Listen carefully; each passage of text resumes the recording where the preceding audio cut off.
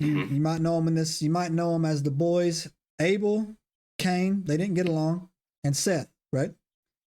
They also had two daughters named Awan and Azura. Now, the Book of Jubilees will tell you that the reason why Cain actually killed Abel had nothing to do with God showing one favor other than the other. That it was the basic of basic. It was over a woman. Awan was promised to Abel, and Cain and Awan were in love. So Cain killed Abel, and when he got thrown out, Awan went with him. She left with him. And Seth ended up marrying Azura. And the Book of Jubilees will tell you that God's divine plan carried on through Seth. And I did not know that, man. I did not know that. I did not know that there were women involved in there. And again, the Book of Jubilees will lead you to believe that he wasn't dealing with God. He was dealing with one of these type of angels that he was talking to, or whatever he was doing down there. And it wasn't a divine figure.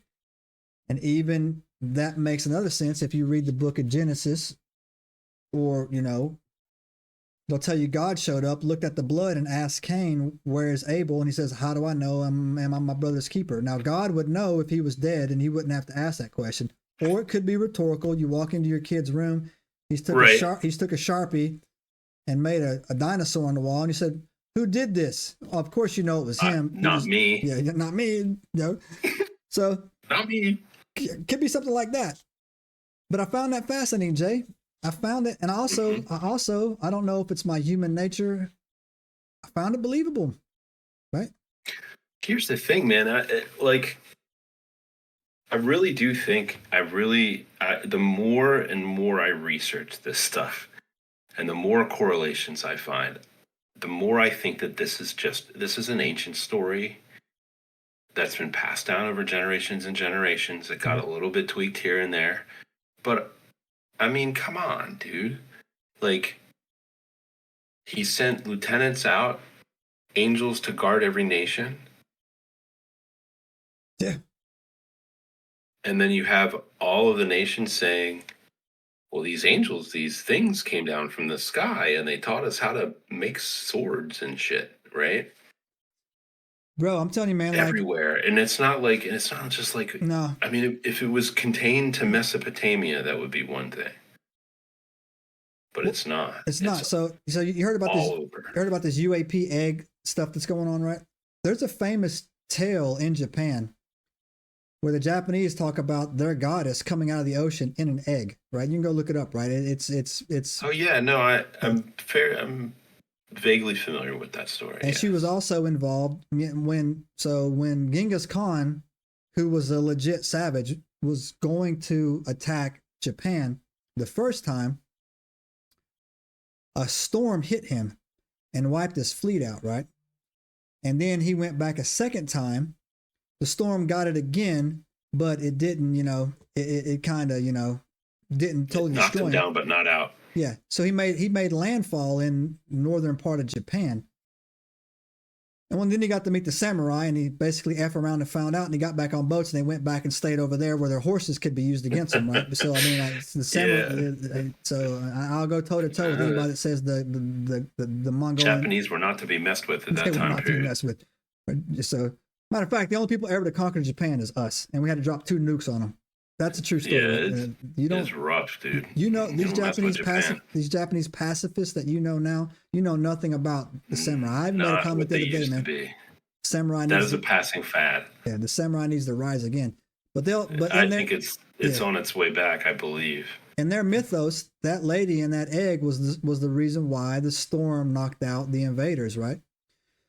Interesting. But also, you make a good correlation, because Jay, what we do, we tie in. We're multiverse when it comes to source checking, right? And we are familiar with these Sumerian tablets. We know about the Anunnaki. We know well about the correlation of the Watchers and the Anunnaki. We know very well about that. And it reaches past that. Like it goes into China and like India. Yeah. And the Norse and Indian legends are startlingly familiar and share a lot between the two. Yeah. 200 which watchers speaks came, to like 200 watchers came down, and you only know the names about 4 of them, right? Really, you only know the 4 names really that are common right in there, right? Yeah, they don't really talk about the rest. Yeah, you don't know much about the 196 because they spread all over the world, right? Exactly. And so who's to say that they didn't take? And who's to say they didn't take? Like, who's to say that that Enoch's account was the only account of what was happening all over the place? Yeah. Like, if you've got these other entities all over the world, and they're doing the job that they're supposed to be doing, which is educating the native population and trying to like do a little kind of an uplift thing, build pyramids. Right? Build pyramids. Exactly right. I mean, it feels weird, man. Right? Yeah. And also, too, the Book of Jubilees goes on to talk a little bit about the battle between Esau and Jacob. That's pretty much the same stuff right there. The birth of, the Edomites, which turned into the... And then you have genetic histories, right? Exactly, man. And that's important, too, right? Because if you have the wrong bloodlines crossing, you can get some abominating kind of thing. And so that's where this is where it gets a little... I can see why...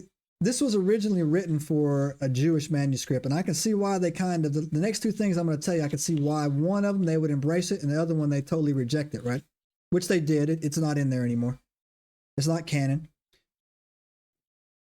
It talks about not mixing your blood with other people, keeping your bloodlines pure, and that type of stuff. Which, okay, that all went away when Jesus Christ came down here as well. In fact, it all goes. But there was enough genetic diversity at that point, though. Yeah, for sure, right? So, but also too, the reason why they took this out is because the two most, I would almost argue, the 2 most important women in the Bible are these 2 women named Ruth and Rahab, and they're both, Jesus came out of their bloodline. Ruth is the only woman in the New Testament who has a whole entire book of her, the Book of Ruth. It's the only one. She's the only woman in there. Not, Eve and Mary, sure. Right, but not a competition, ladies. Not in Bible scholars out there. Not a competition. Subscribe now and turn on the notifications to join us on this extraordinary journey into the unknown.